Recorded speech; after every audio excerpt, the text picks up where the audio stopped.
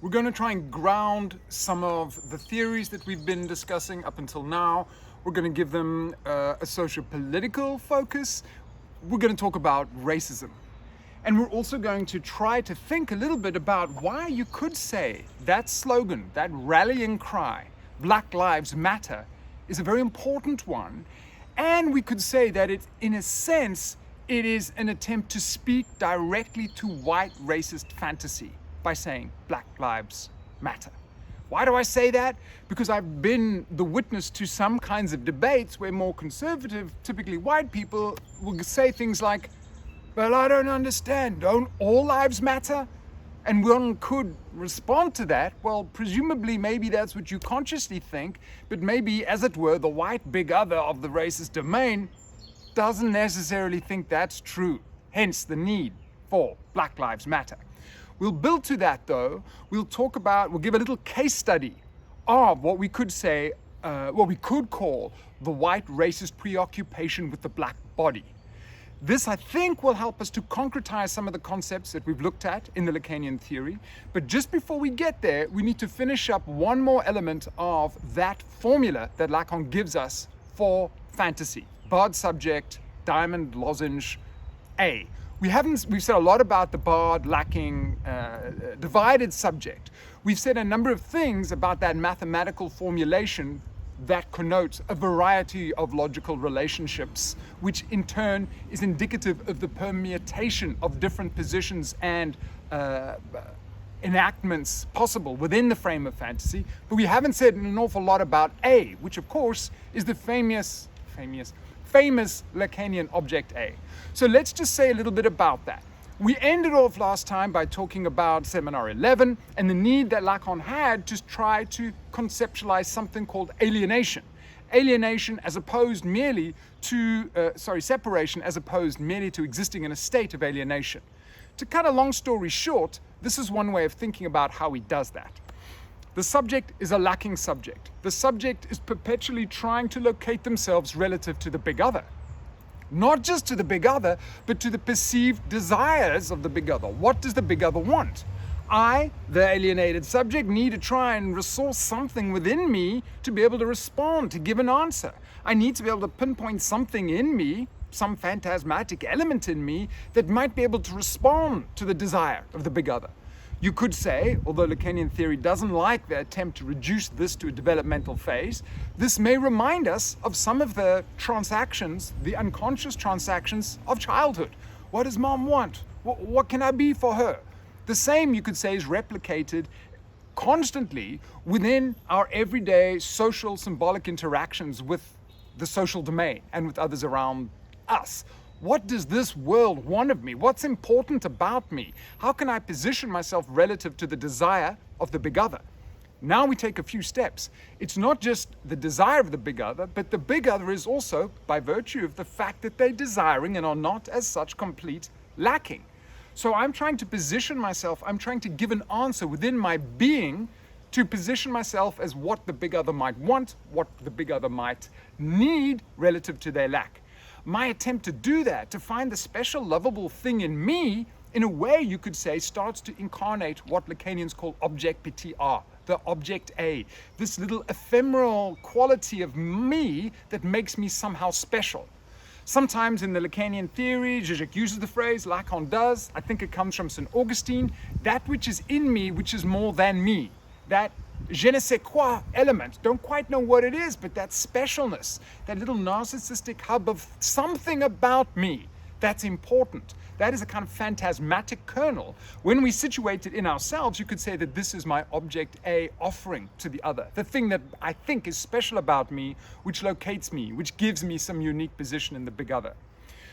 Lacan wants to theorize it then as saying that you could say what happens is the big other desires, the big other lacks. There's the subject who we know lacks. What happens if you have a coincidence of lacks? In other words, me trying to find something in me that I could maybe offer the big other.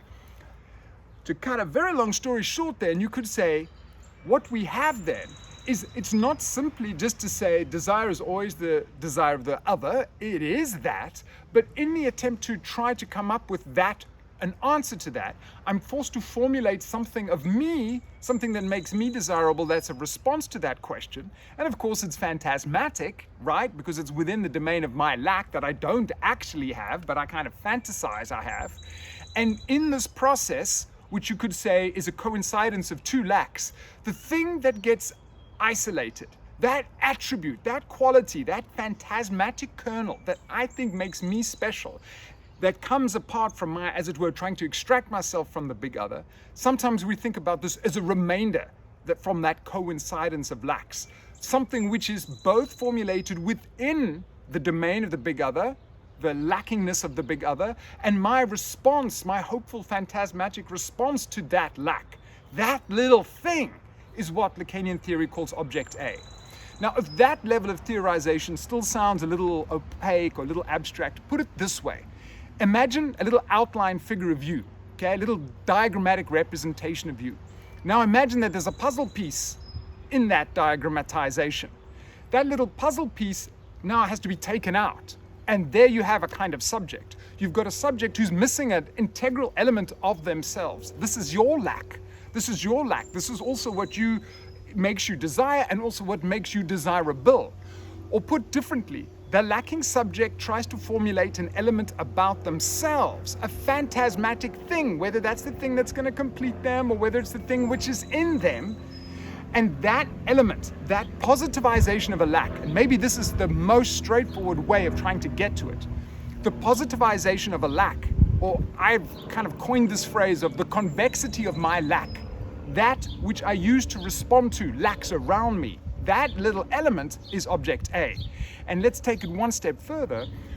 We could then imagine that what is at one level, the kind of the radical lackingness in me, what that means then is if I'm walking around as this little shape with the puzzle piece missing, with this radical lackingness hole in me, that means that I am likely to encounter other people, other objects, which seem to offer a materialization, a positivization precisely of the lack that I don't have.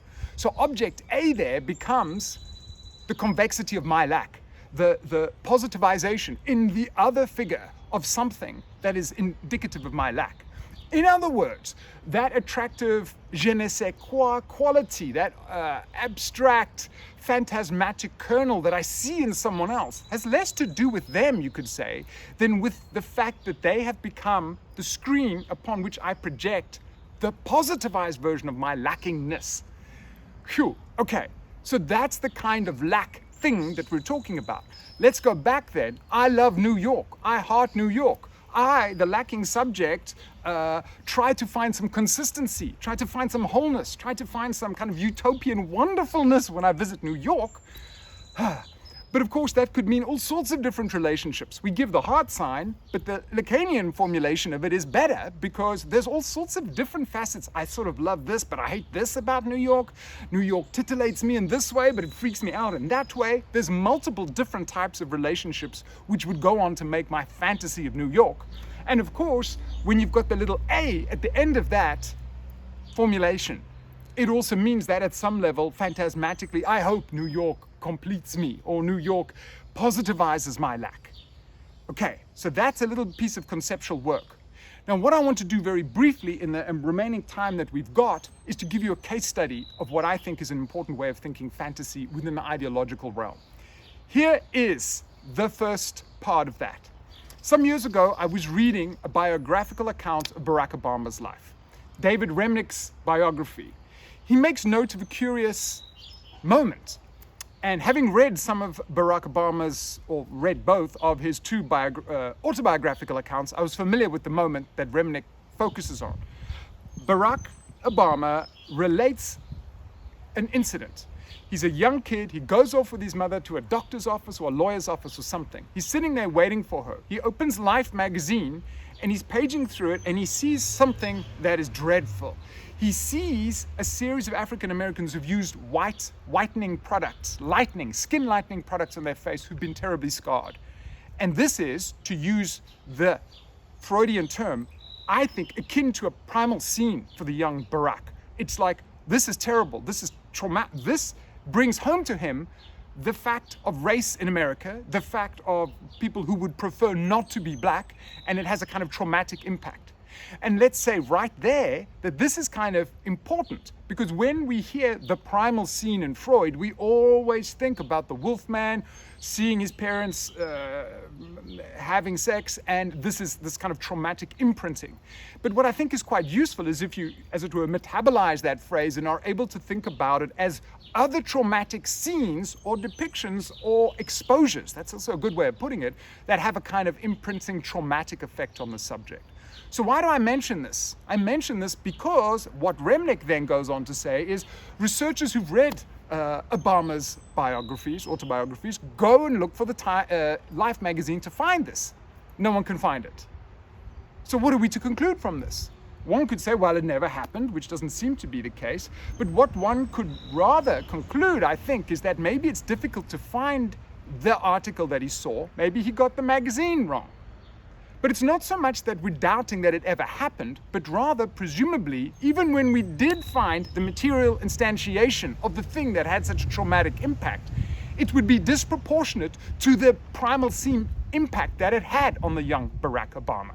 Which is a nice way of thinking about fantasy, because we said earlier on, fantasy is not simply one facet that distorts an otherwise objective stance on the world. Rather, it is that fantasy has the volume turned up, that fantasy is more powerful in organizing our relationship to the world than the stuff of the merely actual. And I think that example gives a nice indication of that.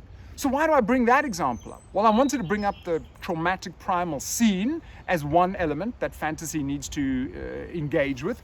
But I also wanted to mention it because it highlighted for me an experience that I had when I was growing up in apartheid South Africa. I remember going off to the news agent, or the cafes, they used to call it, on a Sunday morning, and to get the Sunday Times, the South African version. It was a kind of routine thing you did. And it's a bit like the Barak Obama story, because I find it very difficult to place exactly when. But this is what happened. I went to go get I think my family was even on the beach. Went to go get the newspaper, and the newspaper that Sunday had this horrendous image on the front cover. There was a member of the African National Congress, the ANC, Nelson Mandela's party, the ruling party in South Africa today, the Party of Liberation. So this guy had tried to plant an incendiary device, a bomb. I think he'd tried to do it on that Friday night of that weekend. The bomb had gone off too soon and he was destroyed. So there we have, and again, this is one of those moments when even if I try to remember it as accurately as possible, there's kind of the stain of the fantasy, the traumatic scene of it means it's hard to do that, although I have subsequently tried to research it. You have this almost like a double-page spread on the newspaper with this guy's obliterated body. And this image was horrifying, frightening, whatever, and I forgot about it. And years later, studying art history and trying to track a series of different images of that sort, I suddenly realized, my gosh, this is white fantasy. What do I mean by that? I mean by that, if you start to go back and you try to trace a series of those kinds of images, particularly the destroyed bodies, dead bodies, bodies in the position of just about to be killed or being killed, and if you track that certainly through apartheid South Africa or in predominantly white countries, one starts to find that those bodies are almost invariably black bodies. Then I started to look and look more, and I found out that some people may have seen it. There's a film, I think it's called the Bang Bang Club. It's about two South African photographers, both of whom ended up, news photographers, both of whom ended up getting nominated for Pulitzer Prizes for photographs that they took of political violence. And as you've by now guessed, one of them shows a black man getting shot, I think, or stabbed, or in some horrendous state of being dismembered, essentially. The other one, and maybe this is more evocative for people, the guy's name was Kevin Carter. The photograph was of a very small black child, emaciated, and not far away there was a vulture. And Kevin Carter goes on to kill himself afterwards. But then it made me think, what is the role of this reoccurring image this reoccurring, and I'll use the words in inverted commas, like the phantasmatic insistence of this particular type of image. This is an image of, and it reminds us a little bit of the mirror stage, right? Lacan's talking about the body in pieces. And my question then was, why does this image reappear? And some years ago now, this is well into the post-apartheid era in South Africa. I go visit South Africa. There's the local community newspaper that gets delivered to the household where I'm staying. I flip through it. There's a photograph of a dead body by the side of a railway station. It is a black dead body. The theme continues again and again. And my question was, what underlies this theme? What is the fascination with this theme? Why does it always occur in a certain way? And also, why is it never white bodies that are shown in this state of dismemberment, this instantiation of the body in pieces? And that's what we'll start with when we begin again.